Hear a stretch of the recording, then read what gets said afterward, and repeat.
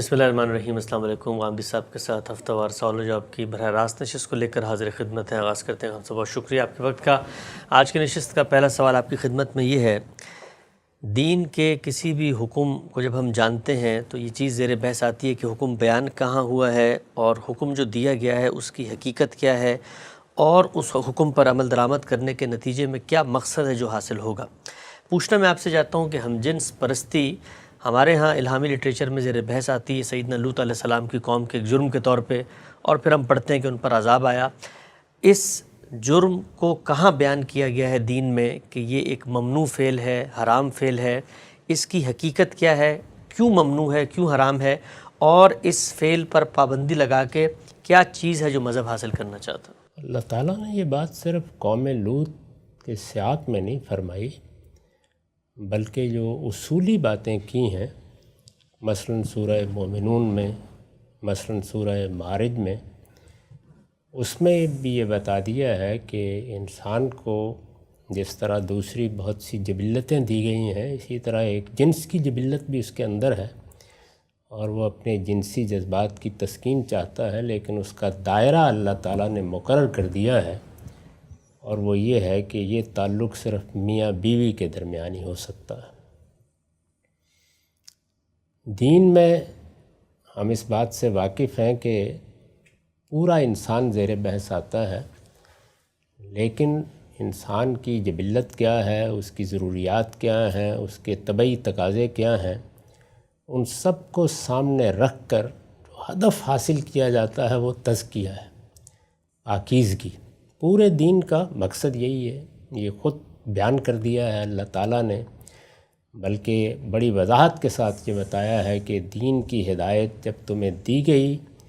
اور پیغمبروں نے آ کر دی، اور اب یہ اللہ کے آخری پیغمبر دے رہے ہیں، تو اس میں جس چیز کو نصب العین کی حیثیت حاصل ہے، جس نصب العین کو تمہیں دنیا میں پانا ہے، وہ یہی ہے کہ تم اپنا تزکیہ کر رہو، اور یہ تزکیہ ہے جس کا نتیجہ آخرت کی فلاح کی صورت میں نکلے گا۔ اس کو بنیاد سے بھی واضح کر دیا گیا ہے کہ اگر پیغمبر نہ بھی آتے تو ہم نے جو تمہاری فطرت میں ہدایت دی تھی اس کا بھی یہی نتیجہ نکلنا تھا۔ چنانچہ آپ کے علم میں ہے کہ یہ فرمایا ہے کہ وَنَفْسٍ وَمَا سَوَّاهَا فَأَلْهَمَهَا فُجُورَهَا وَتَقْوَاهَا قَدْ أَفْلَحَ مَنْ زَكَّاهَا وَقَدْ خَابَ مَنْ دَسَّاهَا۔ یعنی ہم نے جب اس نفس کو بنایا اور سنوارا ہے تو اس کے ساتھ ہی اس میں فجور و تقوی کو الہام کر دیا ہے، یعنی اس کے اندر یہ شعور پیدا کر دیا ہے کہ کیا چیز نافرمانی ہے اور کیا چیز اللہ کی فرما برداری ہے، کیا چیز اپنے آپ کو عقل کے تقاضوں کے مطابق رکھنا ہے، اور کیا چیز اپنے آپ کو خواہشات کے حوالے کر دینا ہے۔ اور اس کے بعد یہ نتیجہ بھی ہر شخص پر واضح ہوتا ہے، اگر وہ ذرا غور کرے تو یہ نتیجہ خود بھی سمجھ لیتا ہے کہ جس نے اپنے آپ کو پاکیزہ بنایا وہی فلاح پائے گا، اور جس نے اپنے نفس کو آلودہ کر لیا وہ نامراد ہوگا۔ قد افلح من زکاها وقد خاب من دساها۔ تو اس تزکیے کو یا پاکیزگی کو ہدف بنا کر اللہ تعالیٰ نے ہمیں ہدایات دی ہیں۔ ساری دین کی ہدایت اسی چیز کو سامنے رکھ کر اللہ تعالیٰ کی طرف سے آئی ہے۔ اس میں معاشرت سے متعلق، سیاست سے متعلق، معیشت سے متعلق، اسی طرح سے ہماری زندگی کے باقی معاملات سے متعلق، خواہ وہ انفرادی ہوں یا اجتماعی ہوں، بہت سی ہدایات دی گئی ہیں۔ وہ ہدایات اصولی بھی ہیں جن کو ہم ایمان و اخلاق کی صورت میں بیان کرتے ہیں، اور وہ تفصیلی اور متعین بھی ہیں جن کو ہم شریعت کہتے ہیں یا الکتاب کہتے ہیں۔ تو دونوں طرح کی ہدایت اللہ کی طرف سے دی گئی، اور وہ ہدایت جو ہماری فطرت میں ودیت کی گئی تھی، گویا اس اجمال کی تفصیل کر دی گئی، اس کو متعین کر دیا گیا تاکہ کوئی ابہام باقی نہ رہے اور انسان اس کی پیروی کرے۔ تو اسی ذیل میں یہ بات بھی بتائی گئی کہ یہ پیش نظر نہیں ہے کہ تم کھاؤ گے، نہیں کھاؤ گے، لیکن اس میں یہ چیزیں ہیں جن کا خیال رکھو گے، اس دائرے میں اپنی اس جبلت کی تسکین کرو گے۔ وہاں یہ بھی بتا دیا گیا کہ میں نے تمہارے لیے بہت چیزیں پیدا کی ہیں، اس پر میرا شکر بجا لاؤ، لیکن کچھ چیزوں کے اوپر میں نے پابندی لگائی ہے، اور اس پابندی لگانے کا سبب کیا ہے؟ تمہاری پاکیزگی کو تمہارے اس وجود میں بھی برقرار رکھنا، یعنی اس کے ظاہر میں بھی پاکیزگی مطلوب ہے، اس کے باطن میں بھی۔ ظاہر کی پاکیزگی وجود سے مراد ہے یہ جو قالب مجھے آپ کو دیا گیا ہے، تو یہ قالب اپنا ایک باطن بھی رکھتا ہے اور اپنا ایک ظاہر بھی رکھتا ہے۔ تو جو اس کا ظاہر ہے اس میں بھی پاکیزگی مطلوب ہے، اور جو اس کا باطن ہے اس میں بھی پاکیزگی مطلوب ہے، اور وہ خور و نوش کے پہلو سے بہت سی ہدایات دے کر اللہ تعالیٰ نے متعین بھی کر دی ہے، واضح بھی کر دی ہے۔ تو انسان کو جو بڑی بنیادی جبلتیں دی گئی ہیں ان میں آپ جانتے ہیں کہ جس طریقے سے بھوک ہے، جس طرح سے پیاس ہے، اسی طرح جنس کی جبلت بھی ہے۔ جنس کی جبلت کو پاکیزگی کے دائرے میں رہنا ہے۔ کیوں یہ ضروری ہے؟ اس کو بتایا گیا ہے کہ نسل انسانی کے بقا کے لیے ضروری ہے، یعنی چونکہ انسان کا بچہ کسی درخت پر نہیں لگتا، جانوروں کے بچے کی طرح اگلے ہی لمحے میں کھڑا نہیں ہو جاتا، اس کو بہت ناتواں پیدا کیا جاتا ہے، اور بڑا لمبا عرصہ اسے چاہیے ہوتا ہے کہ وہ والدین کے زیر سایہ رہے، باپ کی شفقت اس کو حاصل ہو، ماں اپنی توجہات کا اس کو مرکز بنائے، اس کو کھلانا، اس کو پلانا، اس کی ضروریات پوری کرنا، یہ سب کا سب ماں باپ پر منحصر ہوتا ہے۔ تو چونکہ یہ کوئی 10 12 15 سال کا عرصہ بلکہ تہذیب، تربیت، تعلیم کو شامل کر لیا جائے تو آج کے زمانے میں تو اس سے بھی زیادہ ہے، یہ سب والدین ہی سے متعلق ہو جاتا ہے۔ پھر انسان اسی حالت میں نہیں رہتا، وہ جوانی کے ایام گزارنے کے بعد مزمل ہونا شروع ہوتا ہے، بڑھاپا آنا شروع ہوتا ہے، بیماریاں آنی شروع ہوتی ہیں، پھر اس کو ایک مرتبہ خاندان کی ضرورت پڑتی ہے، گھر کی ضرورت پڑتی ہے، کوئی اس کو دیکھنے والا ہو، کوئی اس سے محبت کرنے والا ہو۔ اور اللہ تعالیٰ نے اگر پہلی مرتبہ اسے ماں باپ کی آغوش میں ڈالا ہے تو ماں باپ نے اس کے لیے غیر معمولی فطری محبت پیدا کی ہے، اور بعد کے زمانوں میں بھی یہ خاندان ہی ہے کہ جو محبت اور شفقت کے ساتھ بیماری تکلیف میں بعض اوقات برسوں کے لیے سنبھالتا ہے۔ اس ساری چیز کو سامنے رکھ کر اللہ تعالیٰ نے یہ چاہا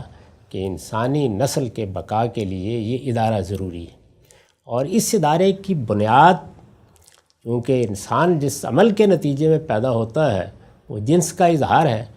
تو اللہ تعالیٰ نے خاص طور پر اس کا اہتمام کیا کہ اس میں عفت کے جذبات ہیں، جو اگر دونوں طرف موجود ہوں گے تو پھر یہ گھر اپنی پوری قوت کے ساتھ گھر بنے گا اور قائم رہے گا، اور اگر یہ نہیں ہوں گے تو پھر اس میں انتشار و افتراق ہوگا، اختلال پیدا ہو جائے گا، اس کو وہاں قائم رکھنا ممکن نہیں ہوگا۔ تو یہ باعث ہے جس کو سامنے رکھ کے نسل انسانی کے بقا کے لیے جنسی جذبے کی تسکین کو میاں بیوی کے تعلق تک محدود کر دیا گیا ہے۔ میاں بیوی کے تعلق سے باہر اس کا اظہار کسی دوسری عورت سے ہو، کسی مرد سے ہو، جس سے بھی ہو، یہاں تک جانوروں سے بھی اگر ہوگا تو اسے سورہ معارج اور سورہ مومنون میں وضاحت سے بتا دیا گیا ہے کہ اللہ نے ممنوع کر دیا ہے۔ اور یہ بالکل بدیہی چیز ہے، اس لیے کہ جب آپ کسی ایسے بے لگام جذبے کو حدود کا پابند کرتے ہیں، اور جس جذبے میں یہ چیز بھی موجود ہو کہ اگر اس کو بے لگام چھوڑ دیا جائے تو وہ انسان کو اپنا اسیر بنا لے، ایڈکٹ کر دے، اس میں ناگزیر تھا کہ یہ پابندی لگائی جائے، وہ لگائی ہے اللہ تعالیٰ نے۔ تو وہاں یہ بیان کیا ہے کہ الا علی ازواجہم، یعنی یہ بیویوں کے مابین ہی رہنا چاہیے، بیویوں کے لیے شوہروں تک محدود رہنا چاہیے، اور اگر کوئی اس سے آگے تجاوز کرتا ہے تو یہ فرما دیا کہ وہ پھر عدوان کا ارتکاب کرتا ہے، وہ اللہ کی نافرمانی کرتا ہے، اسے گوارا نہیں کیا جائے گا۔ خود بیویوں کے ساتھ تعلق میں بھی ظاہر ہے کہ انسان کے اندر یہ جذبہ کیونکہ ایک خاص طرح کا ہیجان پیدا کر دیتا ہے، اس میں عقل چند لمحوں کے لیے معطل سی ہو جاتی ہے، تو اس میں بھی بہت سی تعلیم دی ہے کہ ان حدود کے اندر رہنا ہے۔ اور آپ یہ جانتے ہیں کہ اس میں جو فطرت کا بنایا ہوا راستہ ہے اسی کے بارے میں قرآن نے ارشاد فرمایا ہے کہ بیویوں کے پاس آؤ، تمہارا لباس ہے، ان سے تعلق پیدا کرو، محبت کرو، سب معاملات سے گزرو، لیکن حیث امرکم اللہ، جو فطرت کا بتایا ہوا راستہ ہے اسی سے۔ یہاں پر بھی فطرت کے راستے کی پابندی کیوں لگائی گئی ہے؟ اس لیے لگائی گئی ہے کہ انسان سے جو پاکیزگی مطلوب ہے اس کا تقاضا یہی ہے کہ وہ کسی غلاظت کی جگہ کی طرف رجوع نہ کرے، اس کے اندر اس کے داعیات پیدا نہ ہو۔ تو میاں بیوی کے تعلق میں بھی نہ صرف یہ کہ اس کو میاں بیوی تک محدود کیا گیا ہے، بلکہ اس معاملے کی اجازت نہیں دی گئی، میاں بیوی کے تعلق میں بھی اجازت نہیں دی گئی۔ تو یہ دونوں باتیں واضح کر دی گئی ہیں۔ ایک کی بنیاد اگر آپ سمجھنا چاہتے ہوں تو وہ نسل انسانی کا بقا ہے، اور دوسری چیز کے بارے میں احتیاط اس تزکیے کے لیے ضروری ہے جس کو سامنے رکھ کر اللہ تعالیٰ نے یہ بتایا ہے کہ تمہیں زندگی بسر کرنی ہے اور اس کا نتیجہ آخرت کی فلاح کی صورت میں نکلے گا۔ تو اس وجہ سے ہمارے دین میں اس طرح کے کسی انحراف کی نہ انسان کی اپنی زندگی میں گنجائش ہے، نہ اس دائرے سے باہر کوئی گنجائش ہے۔ ٹھیک ہے شاہ صاحب، آپ نے بڑی تفصیل سے واضح فرمایا کہ جنسی معاملات میں بھی جو حدود ہیں اس تک آپ نے اپنے آپ کو برقرار رکھنا ہے اور فاحشہ کی طرف آگے نہیں بڑھنا، اور یہ پورا جو عمل ہو رہا ہوتا ہے اس سے نسل انسانی کی جو بقا ہے اس کا پورا پروسیس جو ہے وہ متاثر ہوتا ہے۔ چند چیزیں میں چاہتا ہوں اس کی ذرا مزید وضاحت کریں۔ کیا یہ کہنا پھر درست ہے کہ اگر دین مثلاً یہ حکم نہ آتا، ہم جنس پرستی کے حوالے سے کوئی مذمت یا کوئی پس منظر میں چیز نہ ہوتی، تو انسان اپنی فطرت کی بنیاد پر اس چیز کو مخاطب کر کے لوگوں میں دعوت دے کر ممنوع قرار دے سکتا تھا؟ اگر ہمارے پاس اللہ کے پیغمبروں کی ہدایت نہ ہوتی تو ہم ایک دوسرے کو فطرت ہی کی بنیاد پر توجہ دلاتے۔ اب بھی یہی ہوتا ہے، لوگ مختلف مذاہب کے ماننے والے ہیں اس وقت دنیا میں، کوئی بدھ ہے، کوئی مسیحی ہے، کوئی ہندو ہے، تو ہم جب ان کے ساتھ بات کرتے ہیں، یعنی کسی کو کسی ظلم پر توجہ دلاتے ہیں، غلطی پر توجہ دلاتے ہیں، باہمی معاملات میں کوئی قانون سازی کرتے ہیں، یہاں تک کہ عالمی سطح پر بنیادی حقوق کو متعین کرتے ہیں، تو اس میں استدلال کس چیز سے کرتے ہیں؟ انسانی فطرت سے کرتے ہیں۔ تو بنائے استدلال دو ہی چیزیں ہیں، یعنی انسان کی فطرت جس کا ادراک عقل کرتی ہے اور پھر عقلی نتائج انسان کے سامنے رکھ دیتی ہے۔ اس میں بھی اختلاف ہو جاتا ہے، بعض موقعوں پر مباحثہ بھی ہو جاتا ہے۔ اس کے بعد انبیاء علیہ السلام کی ہدایت ہے، انبیاء علیہ السلام نے آ کر اسی اجمال کی تفصیل کر دیا، اس کو متعین کر دیا ہے۔ یہاں پر بھی اختلاف ہو جاتا ہے، کہیں قرآن کو سمجھنے میں ہو گیا، کسی روایت کو سمجھنے میں ہو گیا، تو اختلاف تو ہر جگہ ہو سکتا ہے، لیکن بنائے استدلال دو ہی چیزیں ہیں، یعنی یا آپ فطرت کی مراجعت کریں گے یا آپ پیغمبروں کی ہدایت بتائیں گے۔ پیغمبروں کی ہدایت جب آپ قبول کر لیتے ہیں، جب اس کو مان لیتے ہیں، تو پھر فطرت کے تقاضوں کو بھی اس کا محتاج ہونا پڑتا ہے کہ وہ پیغمبر سے اپنی تصویب پائیں۔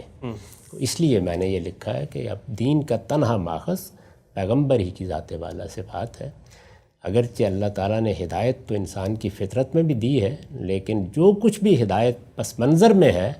وہ پیغمبر کے آنے کے بعد اس کا تقاضا کرتی ہے کہ اس کی تصویب پیغمبر کرے۔ ٹھیک، اچھا یہ بتائیے گا ہم صاحب، نسل انسانی کی بقا میں کیا چیز مزاحم ہو رہی ہے ہم جنس پرستی میں؟ مثلا ہم یہ دیکھتے ہیں 100 کے قریب خاندان ہیں، 90 جو ہیں وہ میاں بیوی نے شادی کی ہوئی ہے، ان سے وہ بچے پیدا کر رہے ہیں، 10 لوگ ہم جنس پرست ہیں، وہ تو بچہ بھی نہیں پیدا کر رہے۔ تو نسل تو پیدا ہو رہی ہے، اس کی بقا، فروغ، تحفظ سب کچھ ہو رہا ہے کیونکہ وہ معاملہ بھی تو چل رہا ہے۔ تو یہاں پر اگر پیرلل یہ معاملہ چل رہا ہوتا اور ہم دیکھتے ہیں کہ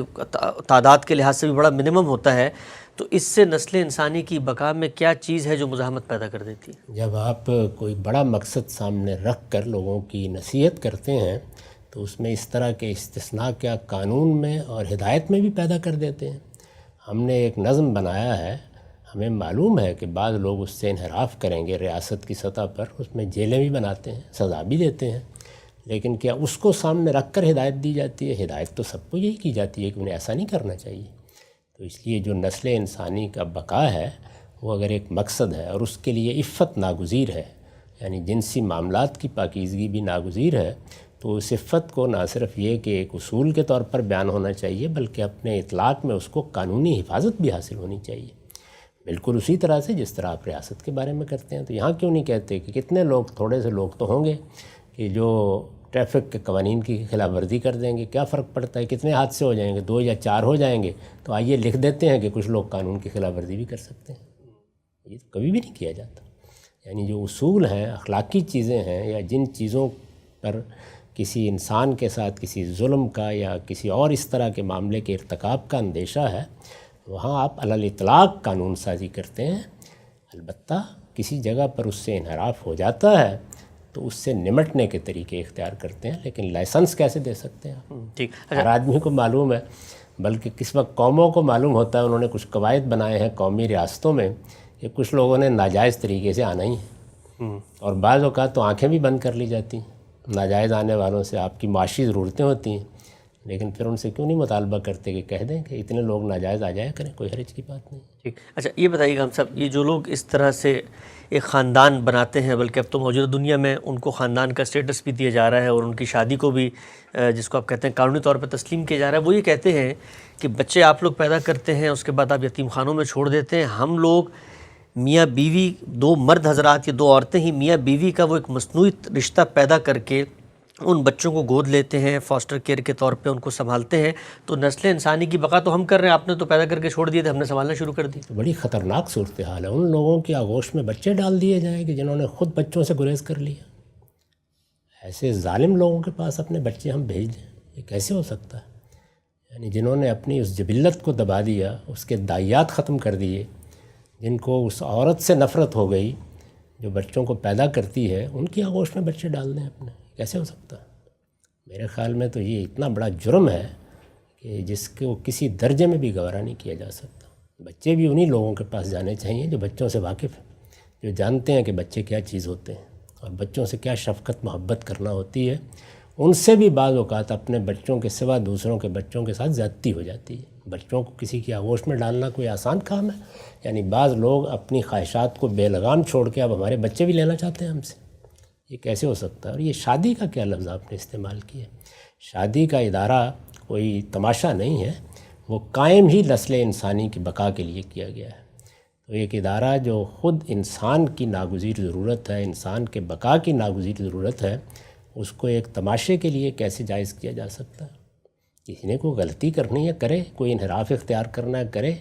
لیکن شادی اور نکاح کا ادارہ خدا کا قائم کیا ہوا ہے اور یہ بچوں کے لیے قائم کیا گیا، کیا ہی اس لیے گیا ہے قائم۔ ٹھیک ہے، اچھا ہم سے جب آپ فطرت کی بات کرتے ہیں تو سامنے سے کہا جاتا ہے کہ جی آپ فطرت کا تقاضا اس کو قرار دے رہے ہیں، عفت ہو، پاکیزگی ہو، رشتہ بنے، خاندان کا ادارہ اور نسل انسانی کی بقا ہو، تو آؤ ہم بھی تمہیں بتاتے ہیں کہ یہ ہماری فطرت ہے کہ ہم جب سے پیدا ہوئے ہیں، جس خالق نے ہمیں پیدا کیا ہے اس نے ہمارے اندر کوئی میلان ہی نہیں رکھا اس خاتون کا، تو اگر فطرت ہی پہ بات کرنی ہے تو فطرت کی سب سے بڑی شہادت اور گواہی تو ہمارا وجود ہمارے سامنے کھڑا۔ فطرت تو اپنی جگہ پر ہمیشہ قائم رہتی ہے، البتہ یہ دو چیزیں ہیں جن کو ملحوظ رکھنا چاہیے۔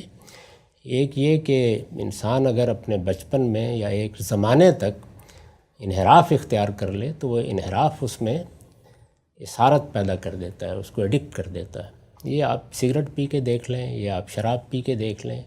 نشے کی چیزیں ہوں، جوا ہو، عورت ہو، جنس کے تقاضوں کا کوئی انحراف ہو،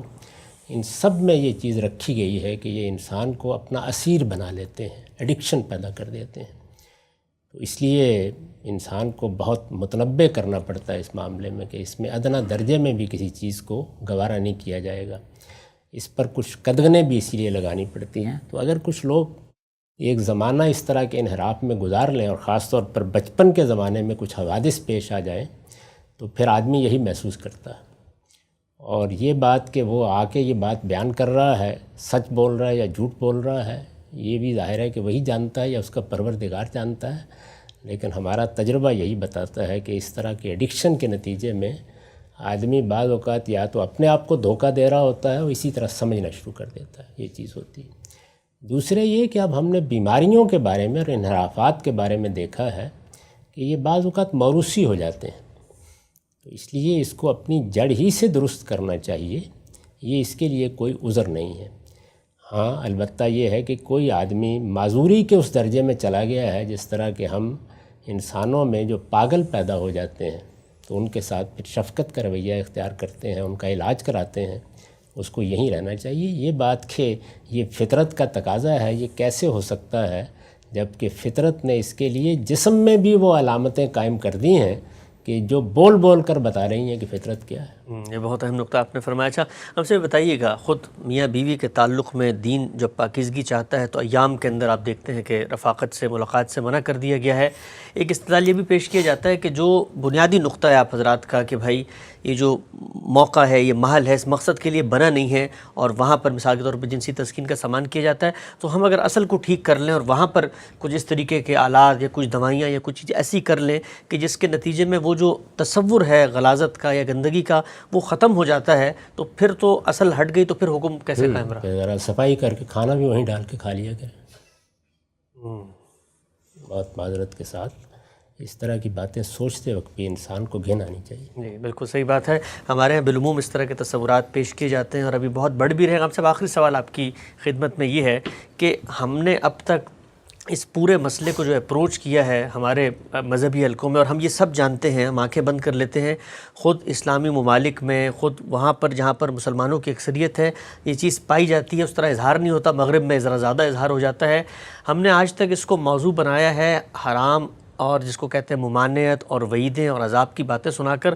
کیا لگتا ہے آپ کو کیسے دعوت کا موضوع بنائیں، کیا بنائے استدلال ہو، کیا بنیاد ہو؟ آپ نے پیچھے بتائی ہے، لیکن اپروچ کے لحاظ سے کیسے ہمارے مذہبی علماء اس کو ایڈریس کریں تاکہ جو مخاطب ہے وہ اس کو محض کسی مذہبی روایت یا کسی تصور کا ایک اطلاق نہ سمجھے بلکہ اس کی حقیقت تک پہنچ سکے؟ دعوت کے معاملے میں یہ سمجھ لینا چاہیے کہ جب بھی آپ دعوت پیش کرتے ہیں تو آپ کو دیکھنا چاہیے کہ مخاطبین کہاں کھڑے ہیں۔ یعنی اگر ان کے ہاں اللہ تعالیٰ پر ایمانی نہیں ہے، اللہ کے پیغمبروں کے بارے میں کوئی صحیح زاویہ نظر نہیں ہے، تو دعوت تو وہاں سے شروع ہوگی نا۔ اس طرح کے فتوے دینے سے تو دعوت نہیں شروع ہو سکتی۔ دوسرے یہ کہ اگر کسی خاص جرم کے بارے میں یا گناہ کے بارے میں یا اچھائی کے بارے میں آپ کو ترغیب دینی ہے تو اس کو اس کے مقصد سے متعلق کر کے بتائیں۔ جس طرح کہ میں نے ابھی آپ کی خدمت میں عرض کیا کہ تزکیہ یا پاکیزگی یہ ہمارے دین کی دعوت ہے۔ دعوت ہی یہی ہے کہ لوگوں پاکیزگی اختیار کرو۔ پاکیزگی جس طرح کہ میں نے کئی مرتبہ عرض کیا ہے، بدن میں بھی پاکیزگی، خور و نوش میں بھی پاکیزگی اور اخلاق میں بھی پاکیزگی۔ تو ہر جبلت کی تسکین ہمیں پاکیزگی کے دائرے میں کرنی ہے، اس چیز کو عام کرنا چاہیے۔ یہ حرام حلال اور اس طرح کے فتاویٰ کا جہاں تک تعلق ہے، وہ دین کی روح کو بیان نہیں کرتے بلکہ اس کو ایک حکم بنا کے پیش کر دیتے ہیں۔ تو حکم میرے لیے ہے، میں اپنے پروردگار کو مانتا ہوں۔ اگر ماننے والے کو بیان کرنا ہو تو یہ کہنا کافی ہے کہ تمہارے پروردگار نے روکا ہے۔ دعوت جب آپ دیں تو ہدف آپ کا وہ مقصد ہونا چاہیے کہ پاکیزگی کیوں ضروری ہے، پاکیزگی کس طرح انسانیت کا شرف ہے، اور پاکیزگی کا نتیجہ کس طرح آخرت میں فلاح کی صورت میں نکلے گا۔ غام صاحب، ہمارا وقت یہاں پہ ختم ہوتا ہے۔ آج ہم نے غام صاحب سے استفادہ کیا کہ ہم جنس پرستی کا جو ایک مرض ہے اس میں کیسے ہمیں اپروچ کرنا چاہیے اور وہ بنیادی حقیقتیں کیا ہیں جن کو پیش نظر رکھ کے ہمیں دعوت دینی چاہیے۔ انشاءاللہ دوبارہ حاضر خدمت ہوں گے، اب تک آپ کا بہت شکریہ۔